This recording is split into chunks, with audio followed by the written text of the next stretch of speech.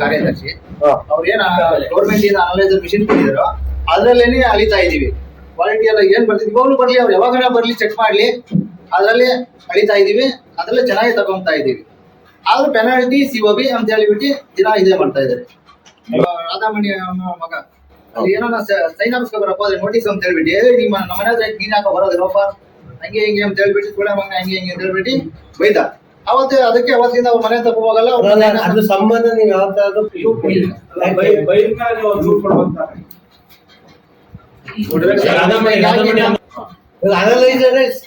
ಬಂದ್ ಚೆಕ್ ಮಾಡಿ, ನೀವೇ ಬಂದ್ ಎಲ್ಲ ಕರೆಕ್ಟ್ ಚೆನ್ನಾಗಿರುತ್ತೆ.